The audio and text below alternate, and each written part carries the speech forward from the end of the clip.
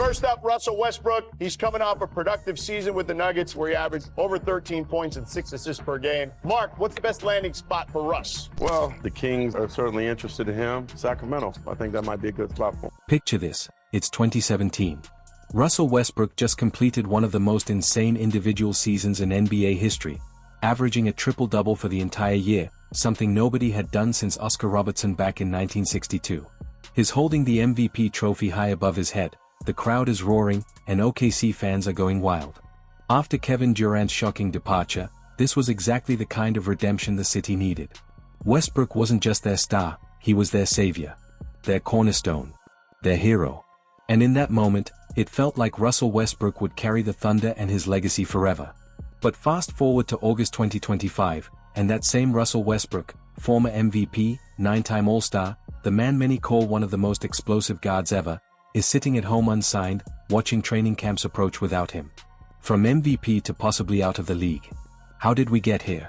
This isn't just another washed-up player story. This is about how one of the fiercest competitors and most athletic guards in NBA history went from being the face of a franchise to fighting for one last chance in the league. Let's rewind to Denver, because that's where everything fell apart. At 36 years old, Westbrook actually put together a solid season with the Nuggets. He averaged 13 points, 6 assists, and nearly 5 rebounds in just under 28 minutes per game, shooting 45% from the field. He finished 7th in 6th Man of the Year voting and even showed flashes of solid chemistry with Nikola Jokic. To many, that seemed like proof that he could still contribute. But then came the playoffs. Denver ran into Westbrook's old team, the Oklahoma City Thunder, and what should have been a revenge story turned into a nightmare. Westbrook struggled mightily, missing critical shots, turning the ball over, and ultimately costing the Nuggets momentum. Denver lost in 7 games, and just like that, the faith in Westbrook was gone. Now here's where it gets worse. On June 13, 2025, Westbrook declined his $3.4 million player option. He bet on himself, hoping to secure a bigger deal elsewhere. But instead of lining up offers, he found himself with nothing. Teams looked at his age, his style of play, and his playoff struggles, and decided to pass. Even Denver, who still had Jokic's support and an open rotation spot, immediately moved on, re-signing Bruce Brown and signaling that Westbrook's chapter there was closed. Why? Because despite his legendary career, Westbrook's game doesn't translate to today's NBA the way it used to.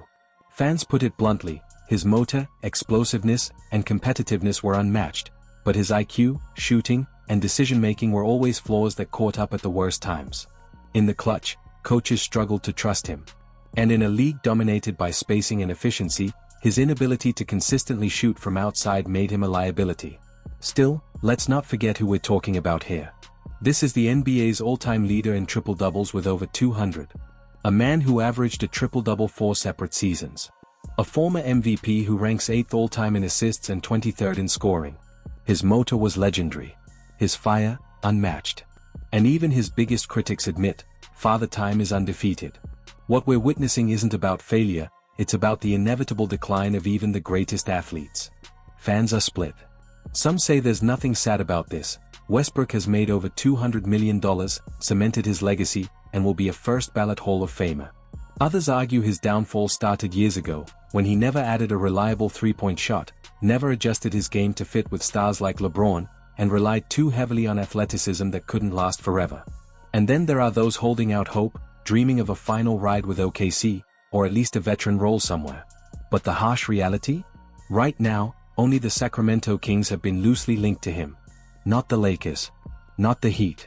Not even a contender desperate for bench depth. Just the Kings, and even that's far from certain. So here we are. Russell Westbrook, once the face of basketball energy and determination, is at a crossroads. Will a team take a chance on him, even if just for veteran leadership? Or has the league truly moved on from the Russell Westbrook experience?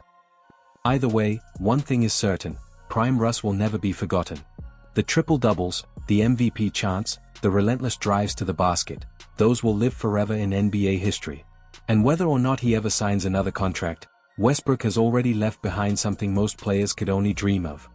Russell Westbrook's story has always been about energy, fire, and willpower. But in 2025, it's turned into a harsh reminder of how quickly the game moves on.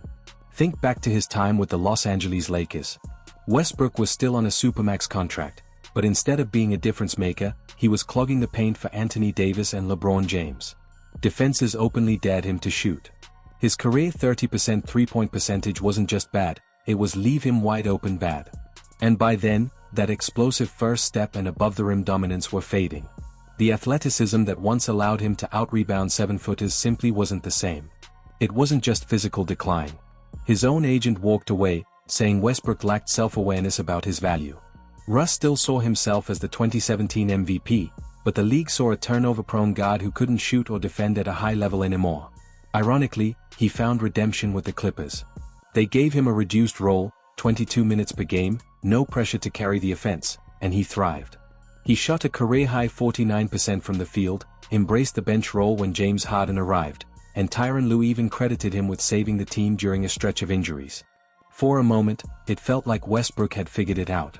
But then the Clippers walked away anyway. They'd rather move on than keep him. That was the first real sign of just how far his reputation had fallen. Fast forward to today, and the only team even loosely linked to him is the Sacramento Kings. Not the Lakers. Not the Heat. Not a title contender. The Kings. And even they aren't sure. Sacramento missed the playoffs last season, traded away De'Aaron Fox, brought in Zach LaVine, and already committed $45 million to Dennis Schroeder as their starting guard. Add Malik Monk, Devin Carter, and Markelle Fultz, and Westbrook would basically be the backup to the backup point guard. That's the reality, a former MVP now fighting for a roster spot on a team that doesn't even need him. League sources keep saying the Kings are his most likely home, but the fact that it's even a debate shows how far he's fallen. He'll turn 37 at the start of the season, his 18th year in the league, and yet is still holding out hope. In his personal newsletter, Russ told fans to hold tight for more news, sounding like a man who still believes options exist. But insiders have practically written his basketball obituary. And honestly, we've seen this before. Carmelo Anthony in 2018 laughed at the idea of coming off the bench, signed with Houston for the minimum, played 10 games, and was told to leave. For an entire year, Melo, a 10-time All-Star and one of the greatest scorers ever, sat unsigned, waiting for a call. That same uncomfortable ending might now be staring Westbrook in the face. Russ's legacy is safe: MVP, 9 All-Stars, over 200 triple-doubles, and a motor that changed how fans saw effort. But the sad truth? The NBA doesn't wait for legends to catch up. Carmelo Anthony's decline is the perfect cautionary tale. A player who could have had a completely different career if the Pistons had drafted him instead of Darko Milicic suddenly found himself without a team. Not for the minimum, not even a training camp invite. Teams believed he wouldn't accept a smaller role, that he'd hurt locker room chemistry, and that his defense had vanished.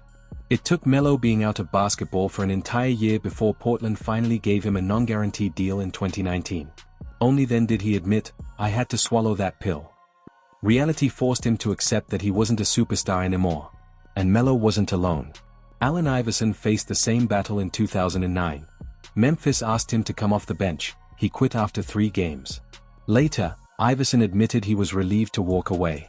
These greats couldn't accept what Father Time was screaming at them: "You're not that player anymore." The numbers don't lie. Carmelo declined at 34. Iverson at 34.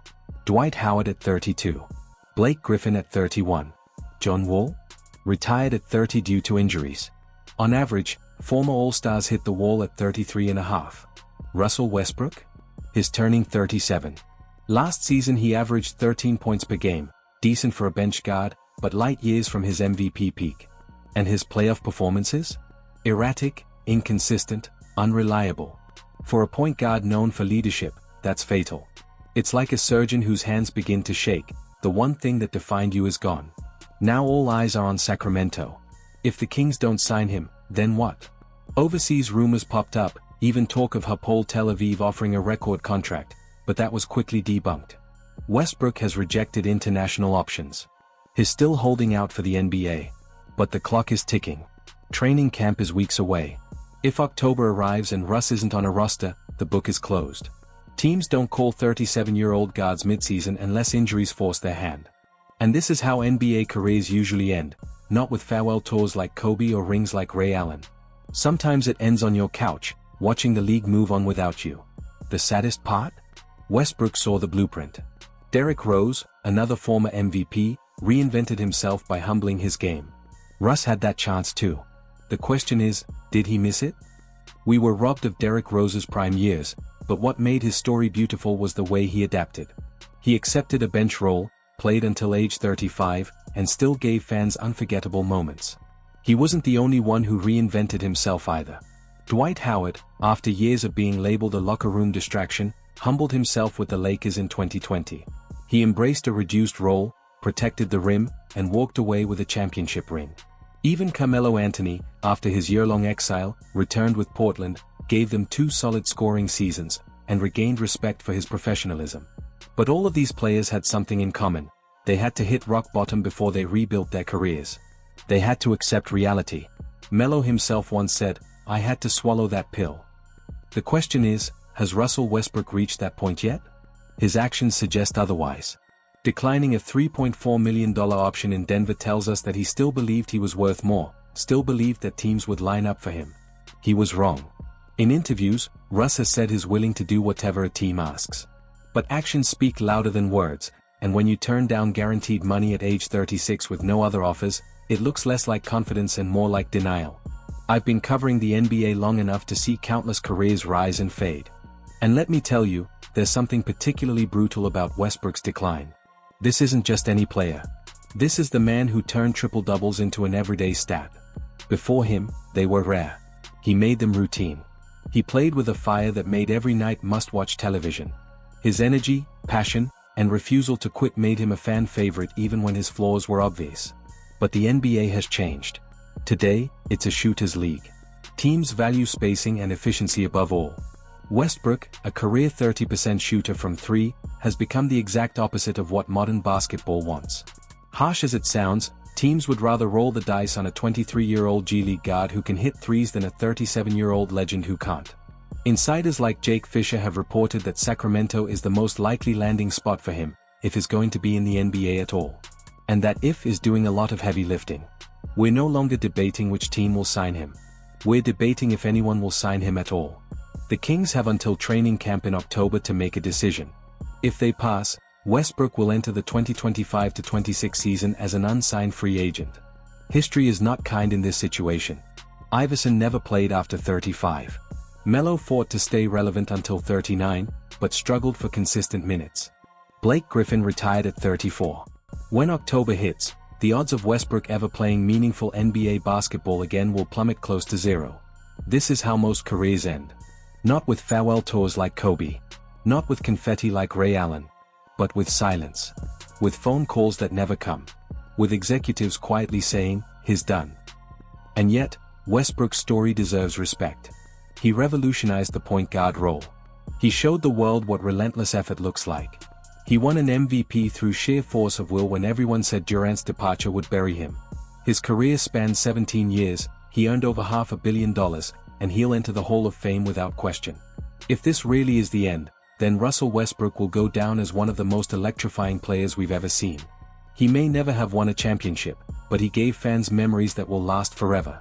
A Oklahoma kid once doubted on draft night, who rose to become one of the top 15 point guards in NBA history. And if this is how it ends, quietly, without a goodbye tour, then all I can say is that it was truly a privilege to watch him. So now I'll leave it to you guys. What do you think? Is this truly the end for Westbrook? Or does he still have one last chapter left in him? Drop your thoughts in the comments, I'd love to hear from you.